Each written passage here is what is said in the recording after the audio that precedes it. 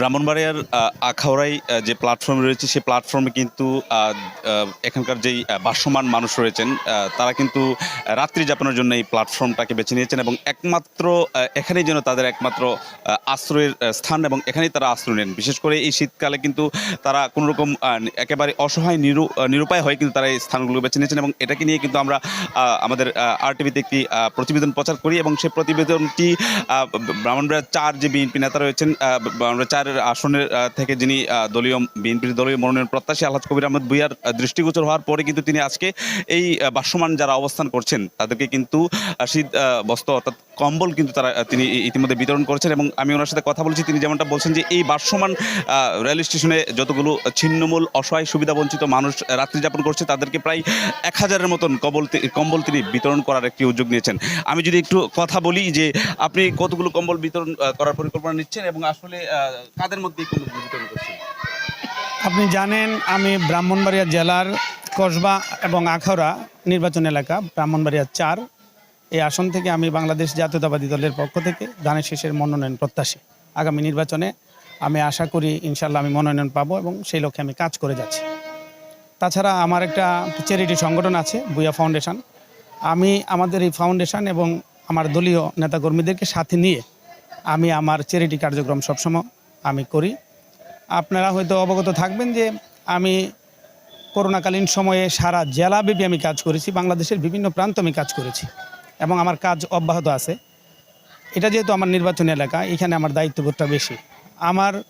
আপনাদের এই কয়েকদিন আগে আপনারা যে একটা টেলিভিশনে একটা নিউজ করেছিলেন, এই নিউজটা আমার বড় ছেলে লন্ডনে এসে পড়াশোনা করে, আমার ছেলে আমার কাছে পাঠিয়েছে নিউজের ক্লিপটা। তো আমি দেখলাম যে লোকজন কষ্ট করতেছে। আমি 1 সপ্তাহের জন্য লন্ডন ছিলাম। আমি আসার সাথে সাথেই আমি গত পরশুদিনে আসছি কেবল। আমি আসার সাথে সাথেই আমার দলীয় নেতাকর্মী যারা আছেন আখাউড়া উপজেলা এবং কসবা উপজেলা পৌরসভা আমাদের 4টা ইউনিটের আমি নেতাকর্মীদেরকে আমি অবহিত করেছি এবং তাদেরকে সাথে নিয়ে তাদের সার্বিক সহযোগিতায় আমি আজকের এই কম্বল বিতরণ কার্যক্রম শুরু করেছি। আজকে আমরা শুরু করেছি মাত্র 1000 কম্বল বিতরণের মধ্য দিয়ে আমার যাত্রা শুরু হয়েছে।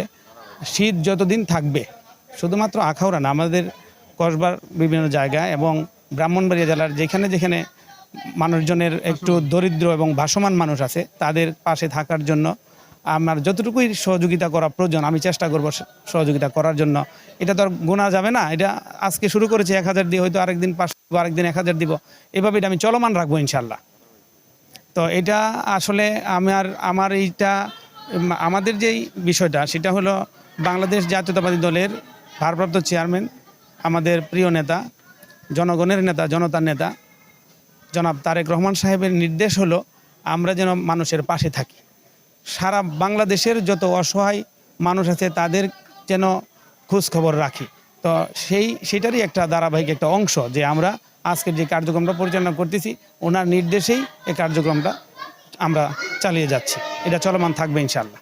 জি, ধন্যবাদ প্রত্যাশী বিএনপি নেতা আলহাজ কবির আহমদ ভূঁইয়ার। এবং তিনি যেমনটা বলছেন যে আসলে শুধু আখাউড়ার যে ভাসমান রেল স্টেশনে যে ভাসমান যারা রয়েছেন তাদেরকে নয়, ব্রাহ্মণবাড়িয়া 4 আসন কিংবা কসবা, আখাউড়া এবং ব্রাহ্মণবাড়িয়া জেলার মধ্যে যে সমস্ত ভাসমান স্থান রয়েছে যেখানে খোলা আকাশে মানুষ রাত্রি যাপন করছে তাদেরকেও কিন্তু তিনি তাদের যে শীতবস্ত্র কম্বল বিতরণ দিয়ে সহায়তা করবেন। তো এই ছিল ব্রাহ্মণবাড়িয়ার আখাউড়া রেল স্টেশনে যে রাত্রি যাপন করছেন ভাসমান মানুষ, এ থেকে আমার কাছে সর্বশেষ।